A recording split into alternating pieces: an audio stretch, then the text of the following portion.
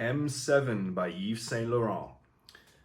This one has quite a long story to it, and I will be telling all of you that story during this review.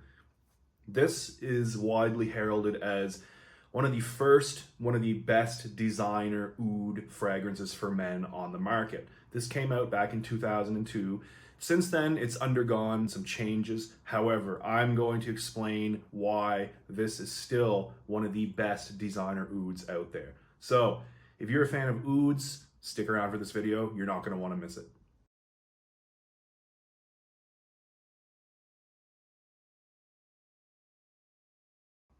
Hey everybody, welcome back to Real Scent Review. Thanks for tuning in with us tonight. I'm going to be reviewing M7 by Yves Saint Laurent here. Now, like I said in the introduction, there's a lot of confusion going on regarding this fragrance here. I'm going to be clearing up all that confusion for you guys in this video. I hope you're excited. So, this one here, M7, is very important. Back in 2002, the original version of this was released. Before this point, I think there was one other fragrance by Balenciaga. I can't remember the name of it. But this one, M7 by Yves Saint Laurent, was really a game changer in the designer world. It introduced people in Western society to really like a mainstream type of oud, which, like I said before, the release of this one was almost unheard of. So very important fragrance here. For anybody interested in perfumery, this is a very important one. So the original version of this was released back in 2002 by Yves Saint Laurent, of course. Now, the two perfumers who made this, yes, this is a dual effort, Alberto Morillas and Jacques Cavalier. Now, at this time, they were both under the creative direction of Tom Ford. Yes, Tom Ford back in 2002 was creative director for YSL Beauty. This was initially not very popular. Like I said, it was one of the first mainstream ouds from a designer house out there. And a lot of people, didn't really know how to react to it. It did not have the popularity that YSL had hoped for. So later on through the years, this was actually discontinued. And it was after the discontinuation that this started to gain a real cult following. Now, Yves Saint Laurent died in 2008, and then YSL Beauty, the cosmetics line of YSL, was acquired by L'Oreal. Now, L'Oreal re-released this, but it was released in a different bottle and a different concentration with slightly different notes to it. That was back in 2011. Now, when they released M7 in 2011, they named it M7 OUD ABSOLU, and it was released as part of the La Collection line. It had a very distinctive bottle, which looked different than the original M7 bottle. Later on, they changed that bottle to the one that we see here. And finally, the most recent bottle design is the one I have here. This is the one I'm going to be reviewing. So now that we have the history out of the way, let's take a look at the box here.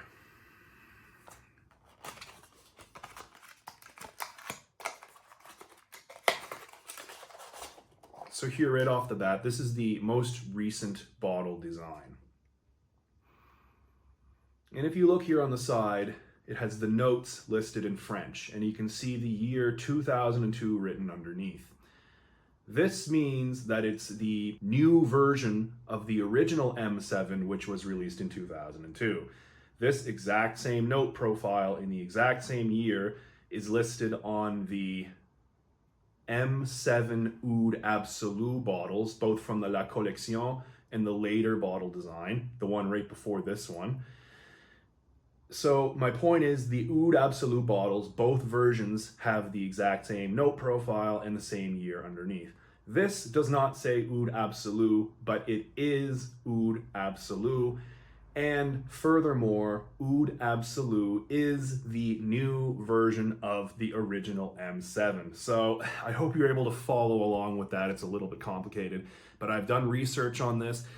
It was really bugging me. I knew that there were several different bottle designs of this, and I was just asking myself, what the hell, which is which, It was annoying, but I spent some time studying it, and I found the answers, which I've just given to you guys. So you know, cube bottle design.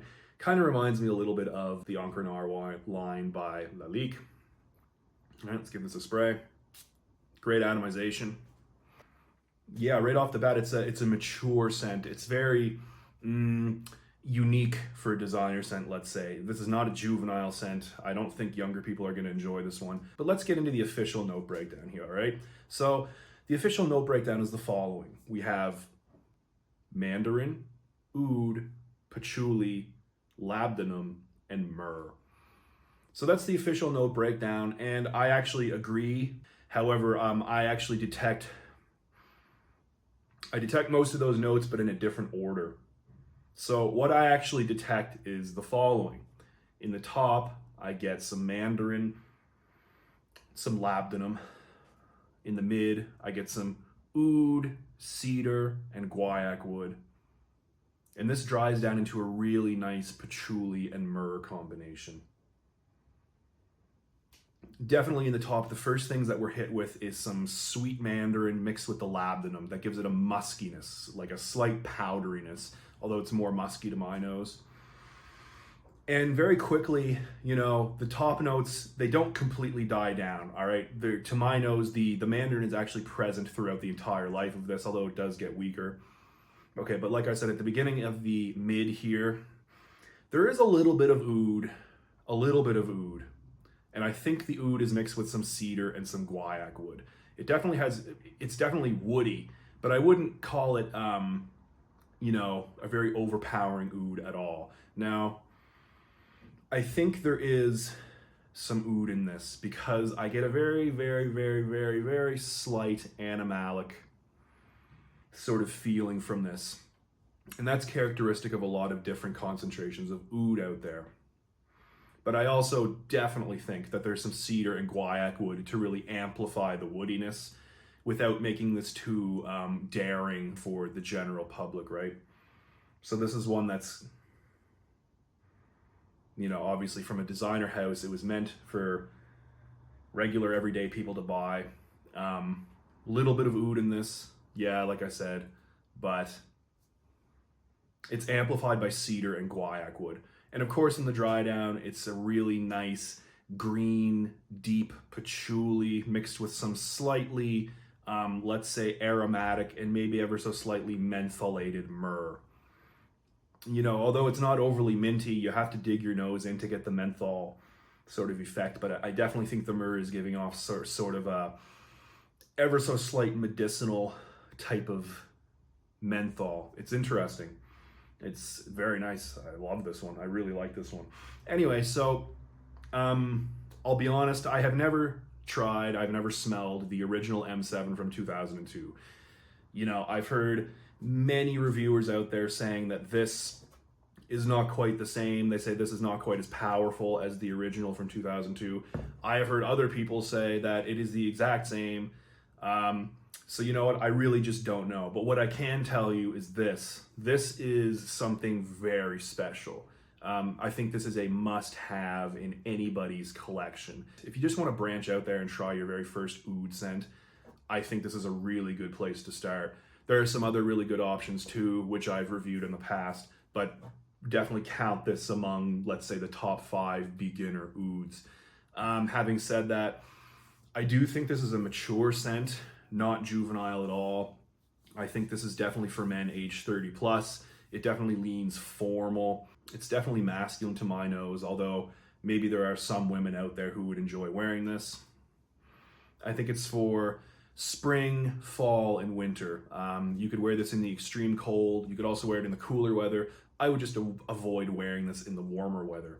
This is a warm scent, and although it has that citrusy mandarin in the top, it's really not a fresh scent, right? It's slightly resinous, it's woody, it's a deep scent, very nice. Leads me to the performance. The performance on this is really good. Longevity, I get 10 hours on my skin, right? It lasts and lasts and lasts. As far as projection goes, I get about 2 hours of solid projection after I initially apply this. The sillage is also amazing. This hangs around in the air for upwards of 45 minutes to an hour after I spray this.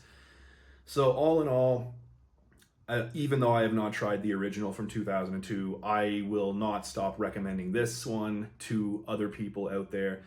Any size collection. If you don't have this, you should definitely get it.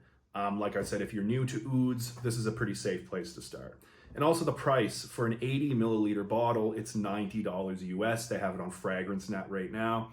So it's not the cheapest, but because of the power that this fragrance has, because of the depth and the lasting ability, a little goes a long way with this one. So this bottle should last anyone a really long time. Anyway, guys, that's been my review of M7/M7 OUD ABSOLU from the house of YSL. I hope you've enjoyed it, guys. Until next time, keep it real.